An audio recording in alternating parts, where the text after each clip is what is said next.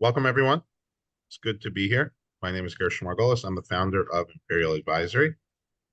We are a CFO advisory and fractional CFO firm, and we go into businesses and we work for either the CEO or most recently, we've been going into a bunch of companies where we're working for the CFO, and we help take work off their plates. So typically what we find is that either the CEO is serving as their own CFO, got a good accounting team, but they still need more than that. They're kind of filling that role. And sometimes when we go into companies with CFOs, they need help as well. They're short on staff, bandwidth, etc. So anyway, we come into businesses, we help them make better long-term decisions, lots of work and lots of strategy and planning. And we try to help our clients with things besides their day-to-day things. We try to help them think of the long term and think about ways to grow and improve their business. And that's why we host this webinar series. It's useful for us, it's useful for clients, and for other people in our orbit. And on this webinar series, we discuss issues that relate to finance. Budgeting, forecasting. We do lots of M&A related things, and then sometimes we do things that relate to sales, HR, and other topics. Today's topic is, looks like we lost our speaker. All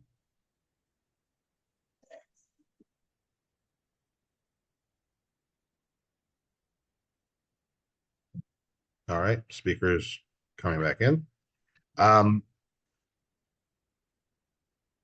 There we go. Welcome back. So we were just getting up to introducing you. I've known Matt for some time. Matt is an entrepreneur. He's been involved in sales. He's been in many different businesses, and he has a great story. But today, Matt is here to talk to us about something he's been working on recently, which is helping businesses create service agreements. So we always talk about revenue growth, about different things that we can sell us or our clients, that anyone can sell to their clients, to their customers.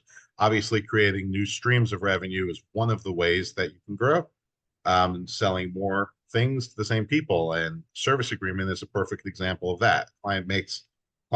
Customer makes a major investment in a roof, Ken and I talk about this in a financial model, right? You build them this big thing and then kind of leave it to them. So Matt's going to talk to us about how to design and deal with service agreements. I'd be happy to. I appreciate the introduction, Gershon.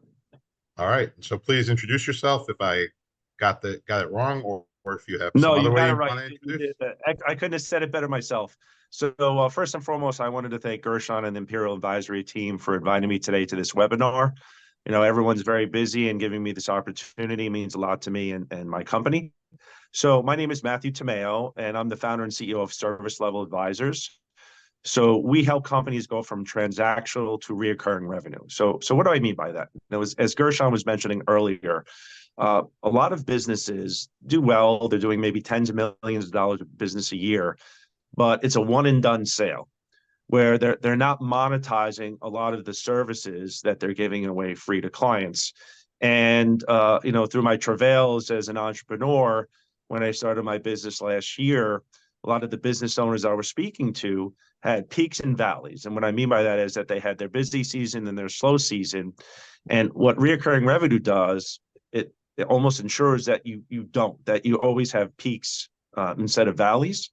So what Service Level Advisors does is that we help companies monetize services that we're already giving away for free. So a perfect example of that is integrators, whether they're security or AV, which we have a lot of luck doing business with, are usually servicing their clients, and they're giving away extended labor warranties or other things that they should be charging for. So we help them monetize that process. And to give you an example, a lot of the clients that I end up working with already have clients asking them for service agreements, yet they just don't know how to structure it, how to price it, how to propose it. So I like to keep things simple, right? I don't want my clients or businesses I deal with having to reinvent the wheel of the way they do business just to sell recurring revenue. So we take their proposals and we just tweak it, where every time that proposal goes out the door, there is a service level agreement attached to it. And surprisingly enough, when you make it where it's not an option, where you make it, if you want to do business with me, it's an expectation, you'd be surprised at the percentage of clients that just sign off on it and move forward. And why is reoccurring revenue so important for the growth of your business? Well, there's a variety of reasons. One reason is that you can rely upon it. If you need money to invest in your business, investors will look at that more favorably than transactional revenue and margins. So one of the first questions I ask my clients is, what's your margin? So I hear 40%, I hear 60%, the numbers are all over the place. But the true margin with margin erosion is usually half of that because of unexpected labor costs, delays, a lot of factors out of the business owner's control. So the beauty of service agreements, whether you're selling it for a roof, a security system, power washing, it really doesn't matter, are usually around 80%. And they're usually higher than that if you don't service the client. So if you are very good as your team, your installers, your products, if they don't need to be maintained on a regular basis, then the margins are higher. And then when you're ready to sell your business, can I ask a question? 10 years down the line, instead of getting the 3 to 6 times EBITDA, every dollar of RMR that comes in the door, you get a multiplier, which is really a game changer for a lot of businesses. So with that being said, one of the first things that I deal with my clients is we have to help them change their mindset. So majority of the businesses I deal with have been in business for decades, and I help them understand that they have to change their culture, because going from transactional to recurring revenue isn't necessarily a difficult thing. It's just a matter of changing your mindset and understanding that you're literally selling your product, whether it's a security system, power washing services, or roof, so you can attach recurring revenue to it. And besides the profitability, the margins, and the growth of your business, there's also other things that service agreements help with that you might be surprised about. And one of the things is upselling. So what does that mean? So say you're a roofer, and I have a roofer client. Usually you install that roof and you don't see that a client again for another, 20 years. So, I mean, it's a high margin product, but there's rarely opportunity to be in front of your client on a regular basis for upsell opportunities. So most roofers give away a warranty where if there's a leak within a certain amount of time, they come and repair it at no charge. Well, what we do is I teach my roofing clients, hey, you need to do preventative maintenance. What does that mean? That means anywhere from 2 to 4 times a year, and that's entirely up to my clients, but I usually say about 2. Go out there and inspect the roof so you can cut any leaks off at the chase, give the customers peace of mind. And the next thing you're going to notice is you're going to increase customer loyalty and satisfaction, because they're going to say, well, what else do you do? Well, now you can add power washing to your services. You can add pavers. You can add all these other things that your clients didn't know you did, because when you at the time of the sale of the roof, you're just focusing on, getting the job closed, scheduling it, getting your guys there to taking care of. But now that client's going to see you at least 2 to 4 times a year. And there's going to be opportunities for them to refer you to their friends and family, and then other services. And a lot of businesses don't understand this. They're so eager to get the sale and get the business in that they don't understand that, the more in front of your client, the more you're top of mind, the more business you're going to make. And it's also going to enable you to have other products or services that are ancillary to what you do, like with roofing, with power washing, and pavers, which they all go together. So, when I started this business, even I was shocked at how recurring revenue and service agreements, there's literally no downside to it. The only downside is if you don't pursue it. And, it's not an easy thing to start on your own. So one of the things that I like to focus on is getting my clients up and running as soon as possible. So a majority of the clients that I've dealt with recently, I've all had clients, as I said earlier, asking for service agreements. So one of the things we do is that we give you all the templates you need in order to price it out, give you the language you need, the value-added services and things of that nature, so you can start selling right away. And then there's a coaching component to it too. And then what do I mean by that? So as I said earlier, a big part of what we do is mindset. So if you're in a transactional mindset, you need someone to help you understand why going to reoccurring is more important. So one of the big focuses of our program is coaching our clients and how to change their mindset and make them understand that their business is now going to be based on reoccurring revenue. Now, numbers. So, we're being hosted by Imperial Advisors and their fractional CFOs. So, as I like to say, the proof's in the pudding. I personally, in my experience doing this for other businesses before I decided to do this on my own, created several $7 million in recurring revenue. And I'm not saying that to toot my horn. I'm saying it because I one of the things I help my clients understand and the business owners I speak with is that over time, the program continues to build. It'll never go backwards. It always goes forward. And as you continue to build that recurring revenue, it allows you to hire more employees. Like I know of one integrator that I started working with that literally after our second or third coaching session already hired a service technician because they closed a large service agreement for one of their existing customers. Now, existing customers, you know how it is. If you're contacting them, you don't want to become, annoying or obtrusive. You want to have a valid reason. So one of the things we do is that we help our clients, if they're already not using a CRM, and shame on you if you're not, to basically take all their customer list, upload it into a CRM, and use it as a marketing tool to market their new service agreement program to their existing client base, which usually results in a lot of business. So the program helps you in two ways. It helps you propose service agreements to all your new clients, as well as your existing clients. So, once again, there's a lot of different ways to skin the cat here. But one of the biggest challenges I've had is, once again, keeping people on track. Now, what do I mean by that? So if you're used to doing business one way, it's very easy to revert back to that way. So we do a lot of coaching after the fact, because one of the things we do is that we don't expect all our clients, there's a lot of information we share in the beginning of the program. And we don't expect them to remember everything because, they're running their business, managing their employees, managing the books, doing all these different things. So we provide a reference guide that they can always refer to, which covers everything that we went over in our presentations. And then we continue to coach them for usually 90 days after they get the reference guide. But, a lot of consultants that I've met and consultants that have approached my clients, usually it's a very long, drawn-out process, and I don't understand that. Ultimately, I want my clients to get a return on their investment as fast as possible. So basically, what we did is we condensed 15 years of experience of doing this,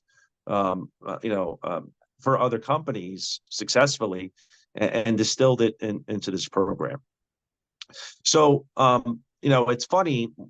I put a lot of posts on LinkedIn regarding situations that I've experienced as a consumer out in the marketplace buying things, where more and more businesses are attaching reoccurring revenue to their products, and a lot of people don't even know about it.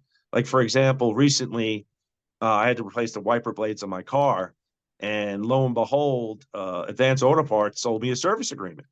And I think it was about anywhere from 15 to 18% of the cost of the wiper blades, where one-time use, I could come and get them replaced at no charge.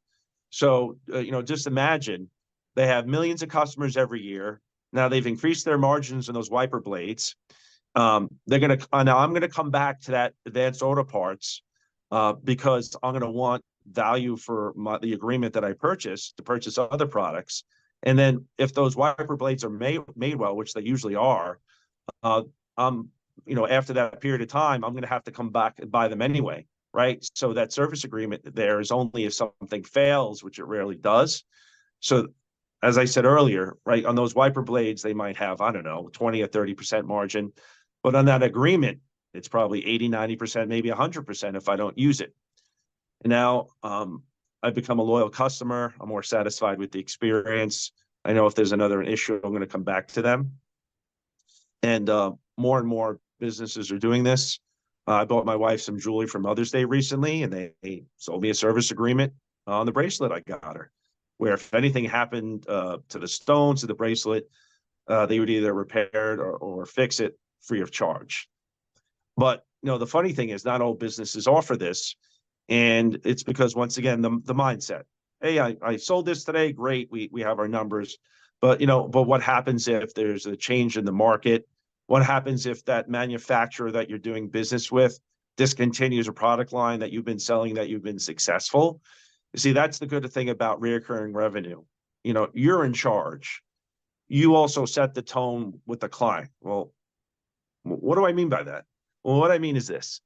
If you're servicing someone, say, on time and materials basis, there's no expectations.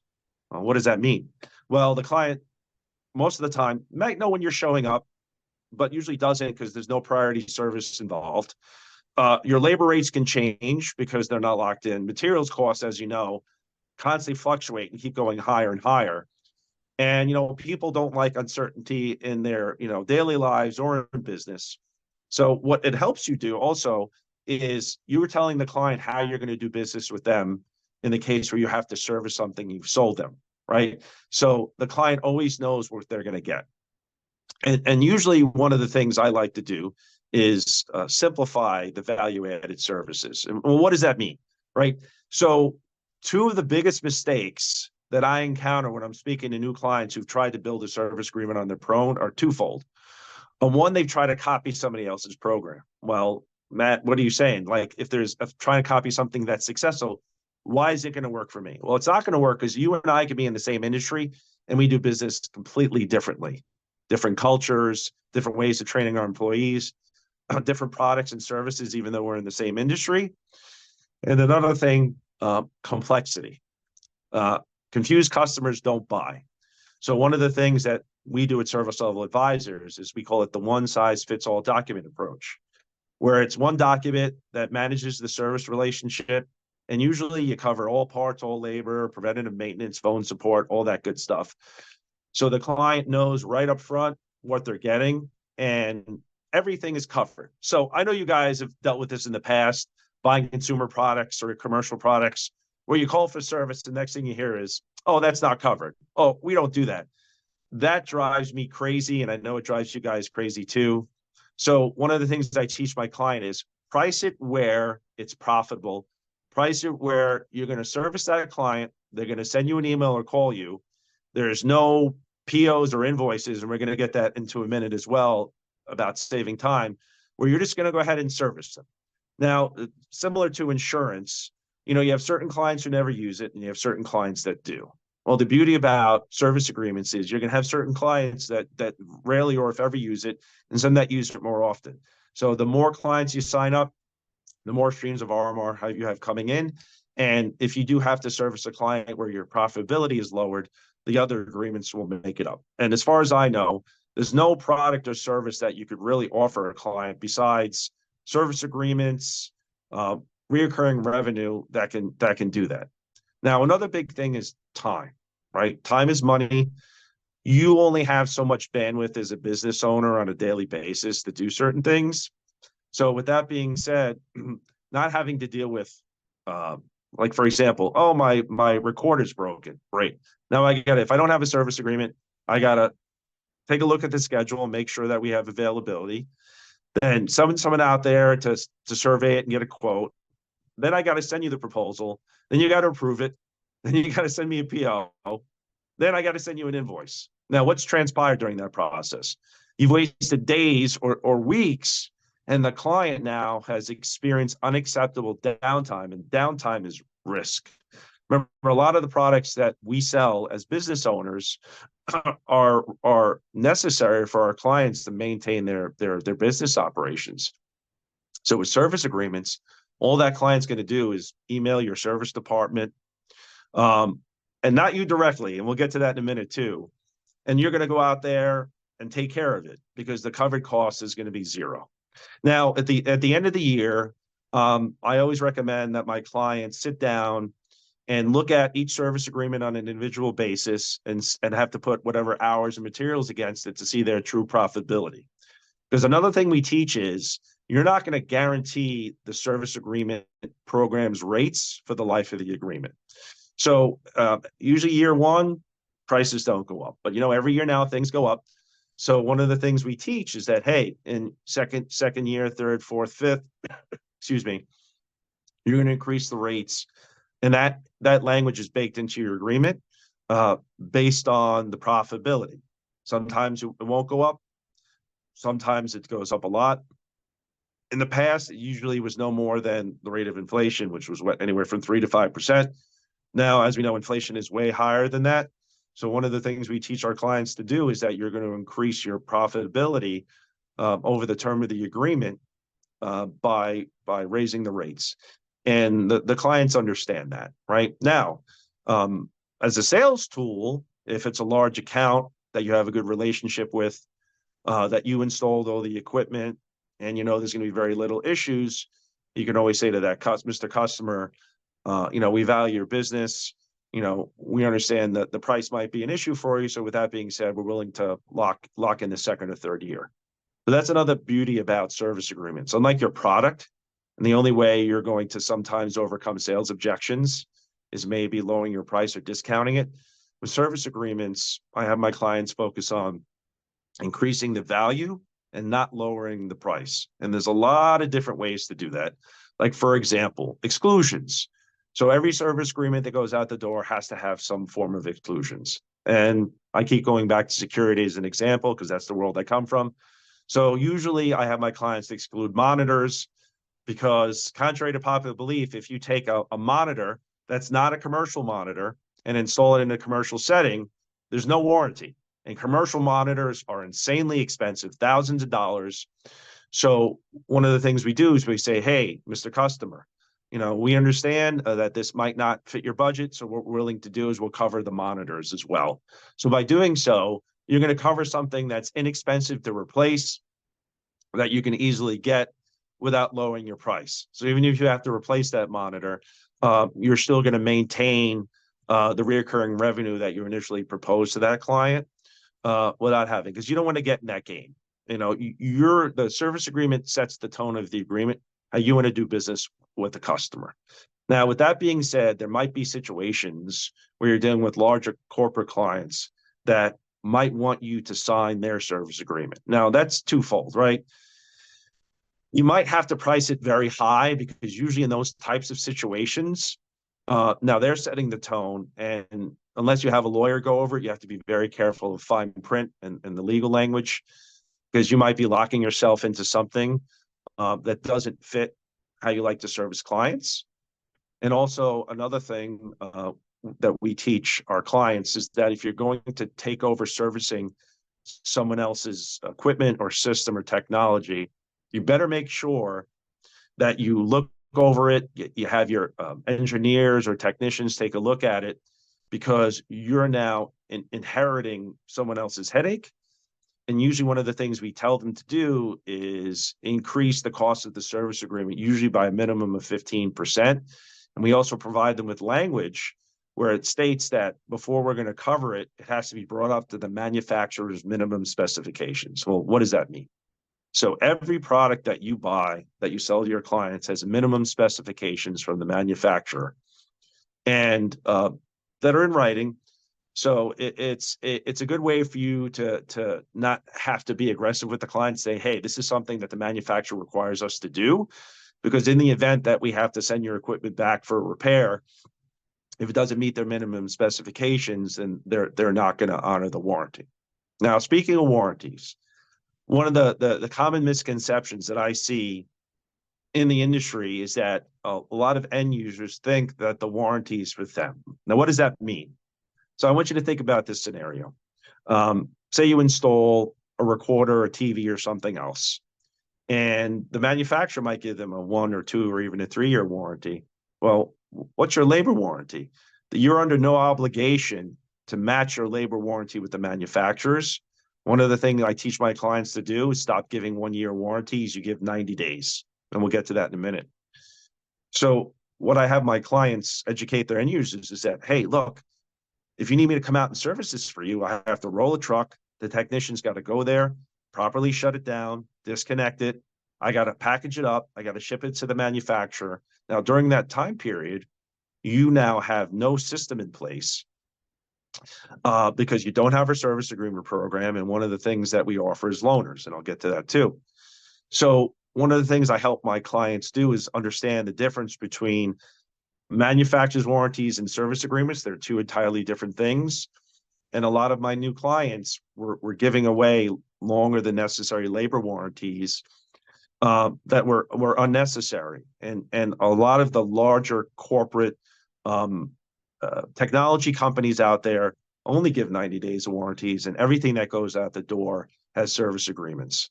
So when I have my clients question it, well, like, why do we do it this way? It's because the successful companies out there do, whether they're in IT or managed services. You want to say, hey, Mr. Customer, I want you to focus on your core business, and we'll take care of this for you, right? We don't want you to be in the service business. We also don't want their, IT guy, and I'm sure you guys have dealt with them before, messing around with the stuff because they're not certified technicians. And we also tell them you run the risk of avoiding the warranty. And the warranty is there for you. What I mean by you is the business owner. It's not for the end user. And also another important thing is you want to do business with manufacturers that offer extended warranties and usually next day service, right? Because you don't want to inconvenience your customers, even if it's through no fault of your own. And you want to make sure that your technicians are out there doing preventative maintenance on this equipment so that you can cut off problems before they happen. Now, what does that mean? So like the roofer, if he's out there doing preventative maintenance, he could spot a leak before it turns into a major leak. And now his customer doesn't have to worry about, their goods getting damaged. And now, he's a hero, right? Because perception's reality. If the customer perceives that you're doing these things quickly and taking care of them right away, you're going to elevate yourself more than a lot of vendors they're already doing business with, right? So think about that for a minute. So you're the guy offering the service agreement, giving better service, increasing customer loyalty and satisfaction. And the other people they're doing business with are not. So you might even have the opportunity to do business with a new client for the simple fact that you offer service agreements, and a lot of other companies don't, because they don't have someone like service level advisors helping them build their service agreement programs. Now, once again, touching on two things, labor and warranties, right? Another thing we teach our clients to do is that you have to increase your service level labor warranty, not in terms of time, but in terms of the amount of money that you charge on an hourly basis to dissuade your clients from doing business from you on a time and materials basis. Now, look, I don't expect my clients to lose a sale because a customer pushes back hard enough and says, look, I don't want this. So one of the things we teach is that you're going to give that 90-day labor warranty. You'll give the manufacturer's warranty, but you increase your service rates, usually by a factor of at least 50% or more. Because what I've learned is a lot of our clients are actually undercharging in terms of their service labor, which is a huge profit center for a lot of companies. And then there's the mindset again. The customer's like, I don't want to pay that, because you're going to raise your rates, you're going to put a minimum, and you don't want to be in that business. So with the service agreement, every time there's a service call, if they didn't take it at the time of sale, is another opportunity for you to sell them the service agreement. And then what you say is, well, Mr. Customer, it's going to cost you $4,000 to replace your TV or your recorder or your internet communicator, or you can take this service agreement. So one aspect of the program is that every service call is another opportunity for you to sell service agreements. So this way, you don't ever get into an aggressive or confrontational situation with your customer where you're pushing them too hard, because nobody likes that. So it's more of a soft approach. But speaking of a soft approach, one of the things we want to make sure is that before you even go into the price, you talk about value-added services.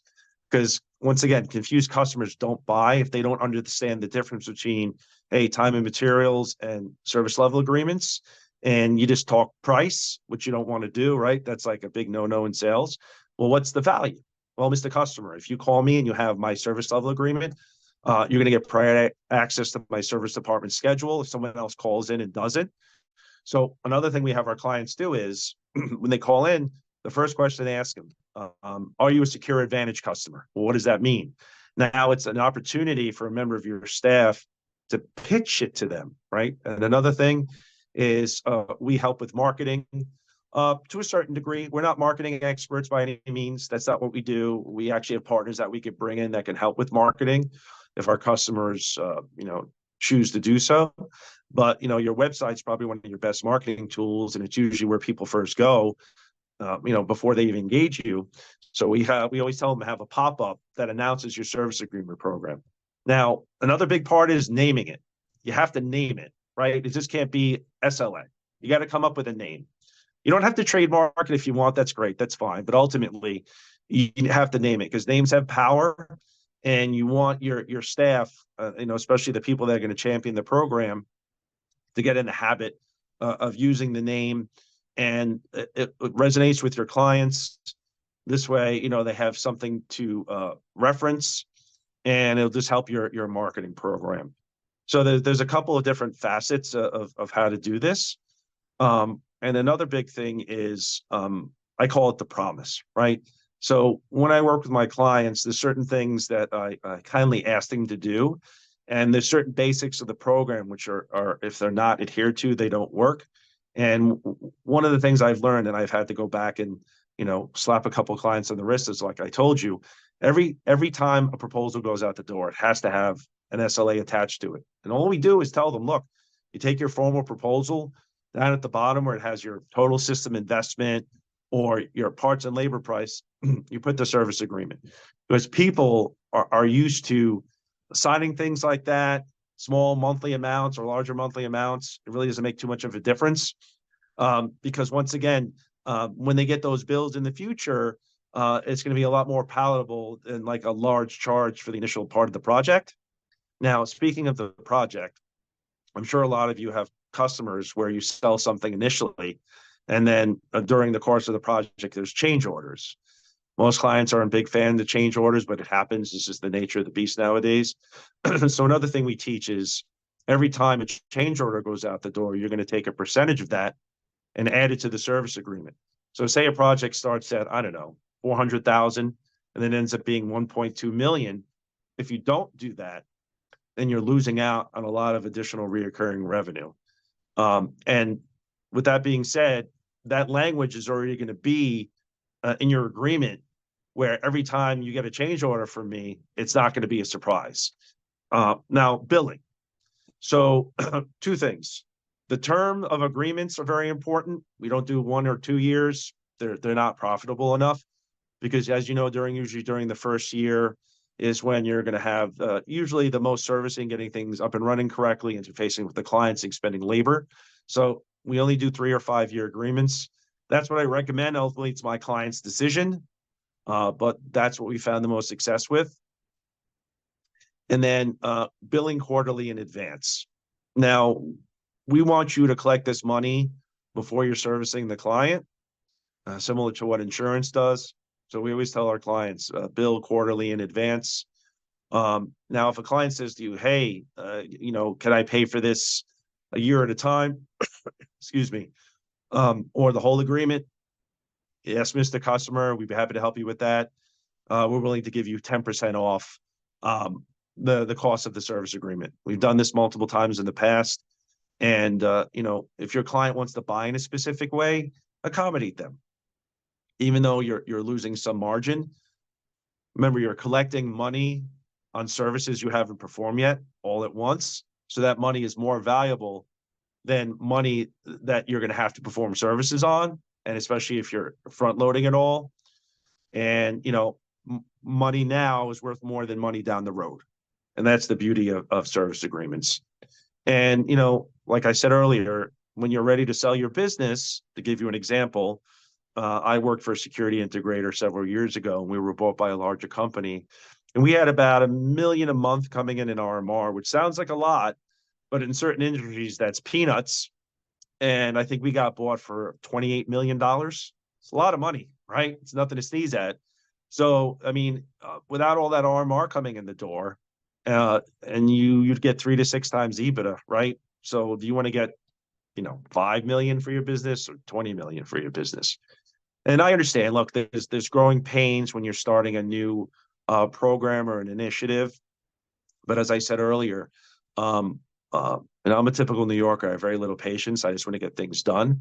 And I like to work with clients who want to grow their business, want to be more successful, want to make more money, want to hire more people, and really want peace of mind. Because the peace of mind is a two-way street with service agreements. It's peace of mind for your client. They know you're going to service them and service them based on expectations that you both agreed on and are both in writing. And then it's going to give you peace of mind that you don't have to worry about, peaks and valleys, like we said earlier.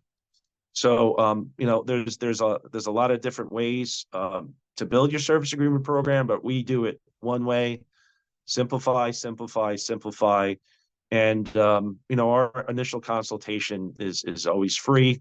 I love talking to business owners and getting their feedback, because one of the things about what I love about what I do now is that my clients help me make my business better, my service agreement programs better, because each of them has unique circumstances they're dealing with. And they really help me make my program better. So over time, I can be better at what I do. And, once again, I'm there to support my clients in any way I can. It's the first time in my professional career where I don't have to sell anything, right? I'm here to help you improve your business, make more money, and it's a collaborative approach. And not to toot my own horn, but my results speak for themselves. Most of my clients end up quadrupling my fee on their first sale. And when that first happened to me, when I started my business, I was ecstatic about it, because it validated what I'm doing. I'm sure I've tried to start businesses in the past, which have failed. But I've learned as an entrepreneur, eventually you're going to find that sweet spot, something you're passionate about.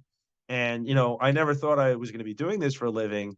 And the genesis of it is that I ended up referring a high-end residential security job to an integrator who actually became my first client.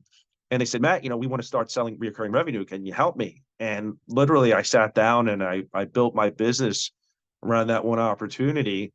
And now I'm working with clients all over the country, reaching out to me on LinkedIn.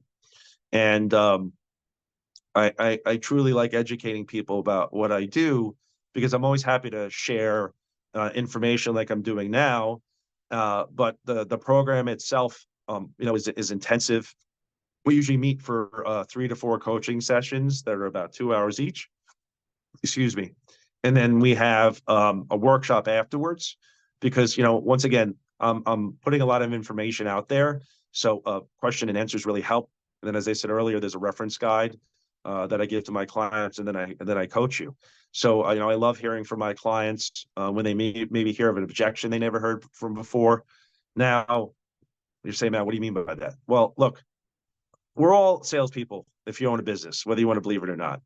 And in sales, you're going to deal with objections. So one of the things I help my clients focus on is how to deal with objections, right? Common objections that you're going to hear, and how to respond to them in a way where it's a soft approach, and things that I've experienced in the past.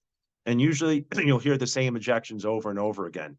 So the program focuses on those to help my clients deal with it. Because once again, I had formal sales training. I used to manage sales teams. I've done business development in the past, just like I'm doing now, but for an employer.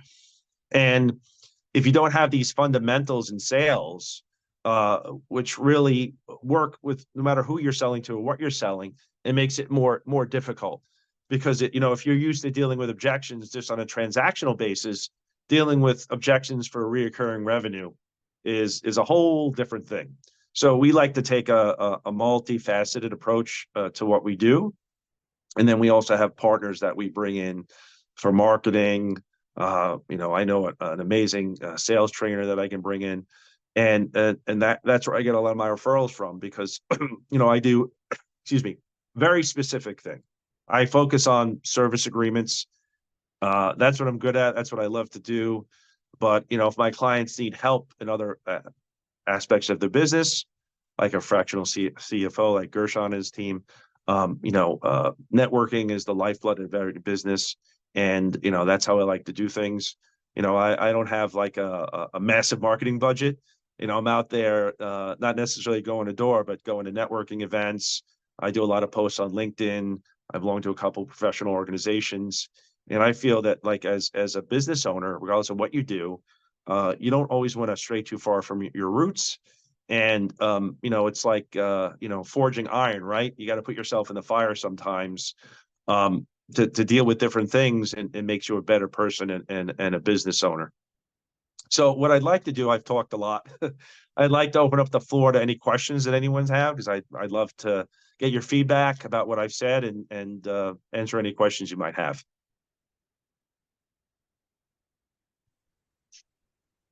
All right, I'll go first. Please do. First question is, you mentioned that you bought a service agreement at Advanced Auto Parts for a wiper blade.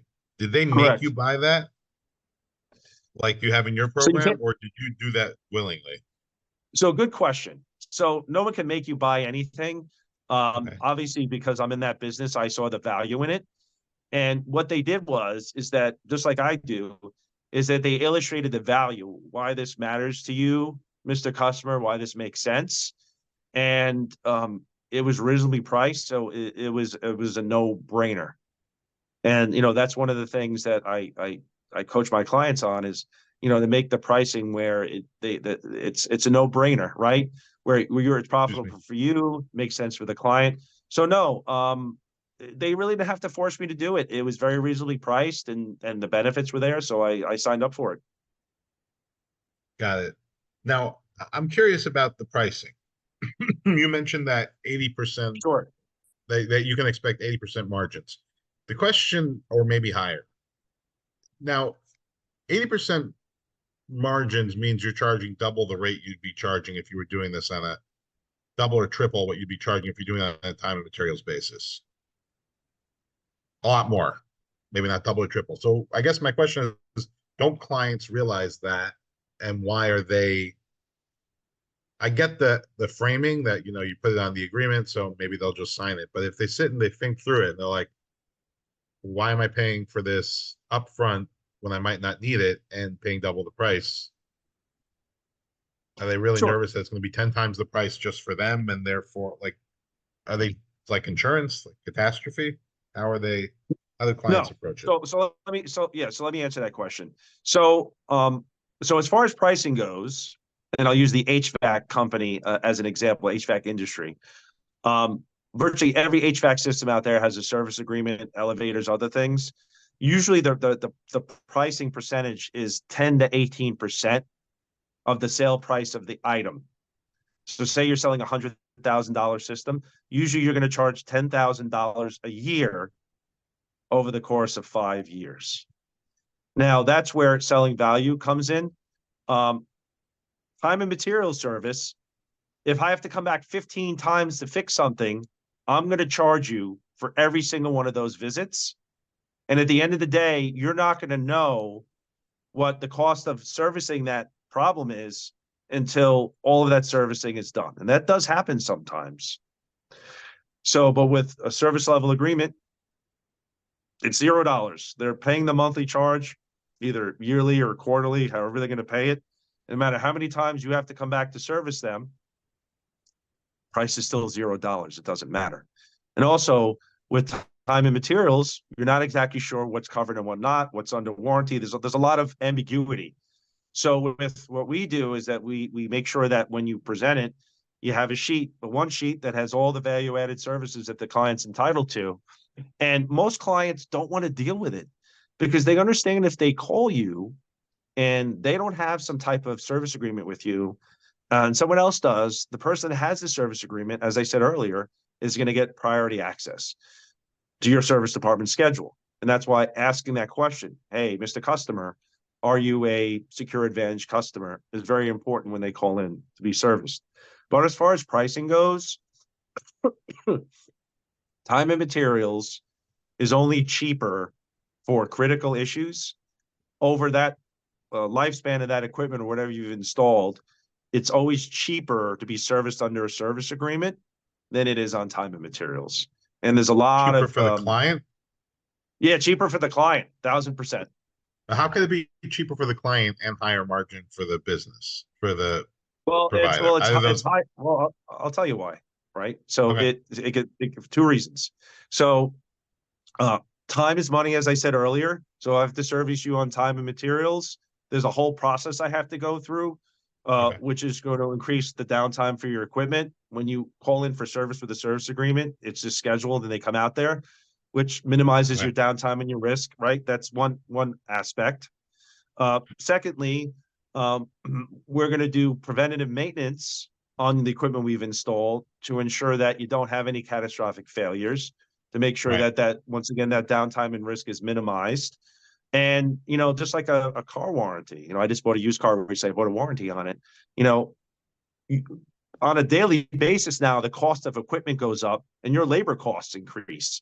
So you could service a client over the span of that service agreement, and every year you service them, the price goes up, or every whatever you service them, whatever the frequency is, because sometimes, as you know, you have lemons or bad equipment or other things you have to deal with. It just happens.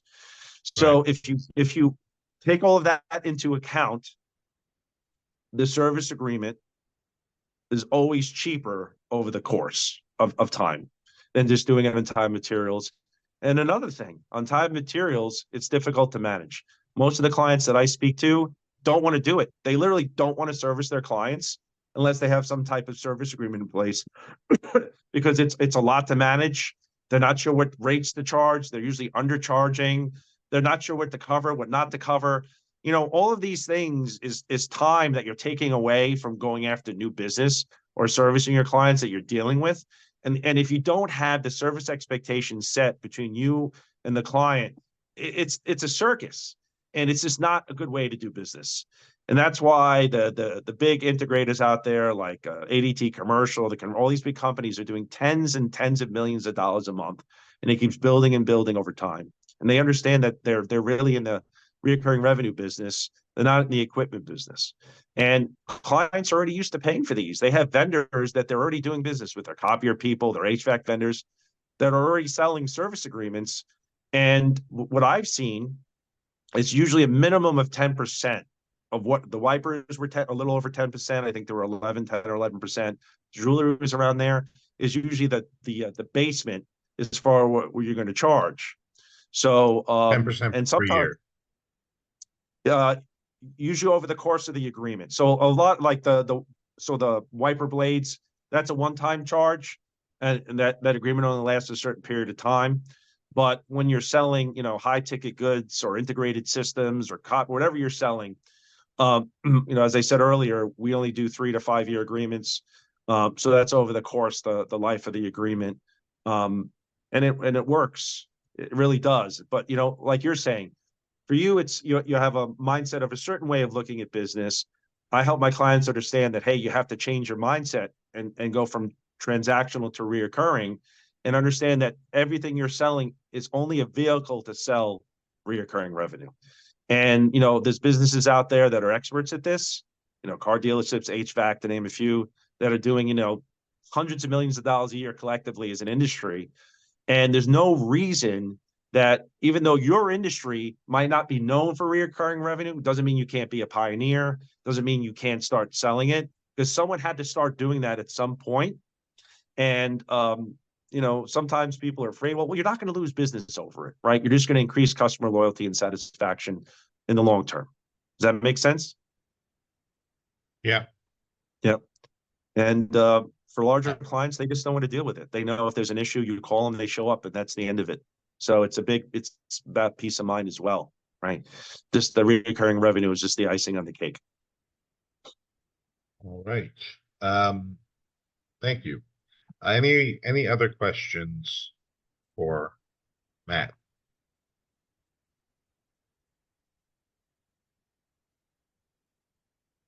Don't raise your hand at once. All right. Um,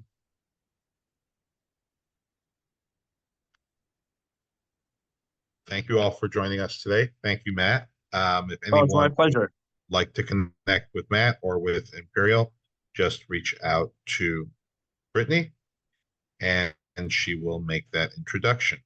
Um, I learned a lot. I got a lot of food for thought for us, in terms of what we do, as well as some clients, client that Barry was working on, where they were talking about selling a service agreement. So I'm sure that give us some food for thought on that as well. That was a technology company selling a service agreement on kind of maintenance of their software. And they were kind of like what you were saying, they were giving it away for free, and Barry was working with him on designing a service agreement. So good to know that you're a resource there as well.